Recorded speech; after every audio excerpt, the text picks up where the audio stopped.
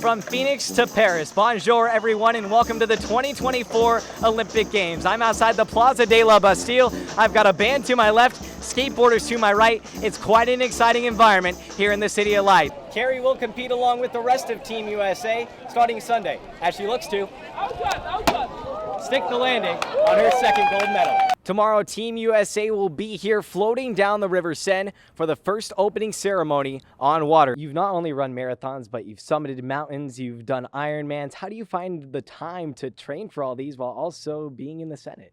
Oh, that's a great question, Blake. This year's Final Four is a full circle moment for former ASU guard DJ Horn as he makes his return to the Valley of the Sun, representing his hometown NC State Wolfpack. The freshman Burns' stellar opening night outing roots from something he describes as mental imagery, where he says he faces every hitter in the opposing lineup in his head prior to taking the mound.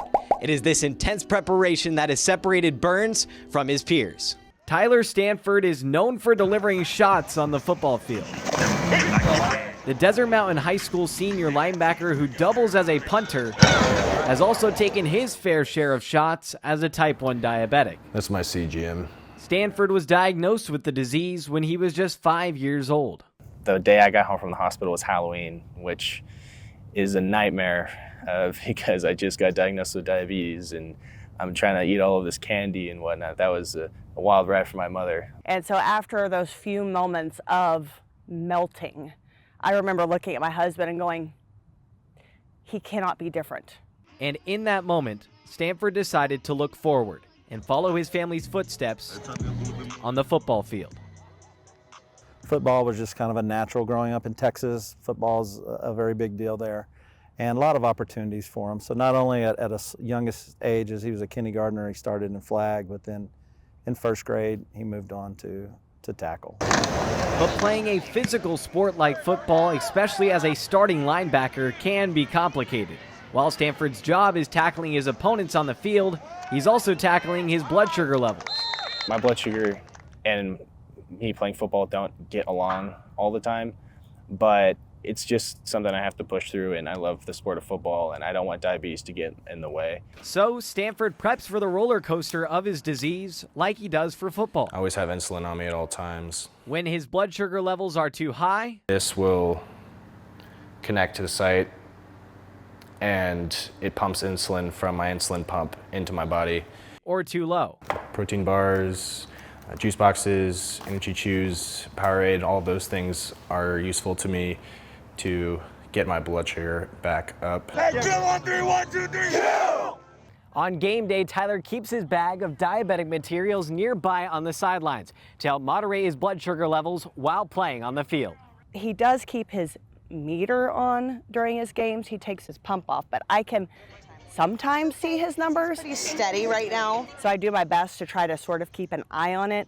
And then before halftime, sometimes I'll even come down to the end and I'll holler out at him, Tyler, and I'll like give him a sign, go give yourself, a shot or whatever. Or I'll text him because he'll check his phone too. Tyler may have to deal with more elements than most under the Friday Night Lights, but he's not alone. Current Baltimore Ravens tight end and Desert Mountain legend Mark Andrews also deals with type 1 diabetes, serving as an ambassador for young diabetic athletes like Tyler. He definitely has served as an inspiration for me and for a lot of other diabetics. Tyler's kind of the same mold, He may not be as big of a superstar on the football field as Mark, but in the classroom and as a person, I just think, he's outstanding. And now Tyler is helping to inspire others like those who inspired him. Diabetes doesn't always have to limit you, and if you work hard, type 1 diabetes is something that can be overcome and actually in many ways can make you stronger. Good punt, Tyler! Every day, Tyler's life is filled with ups and downs, but he isn't letting this disease define him as a person and player. In Scottsdale, Blake Niemann, Cronkite News.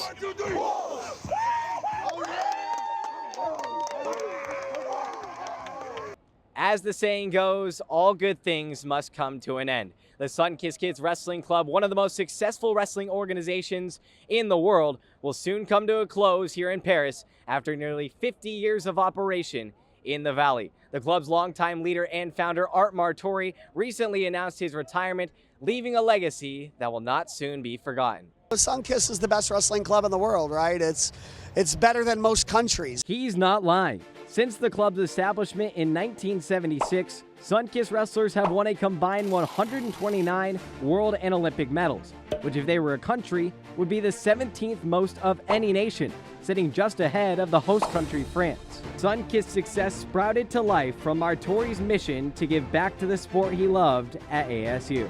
We did change lives, and for people to say that to your face and give you a hug, and it means a lot. To be able to give back to wrestling and then people come back and tell you how that you've helped them you can't measure it.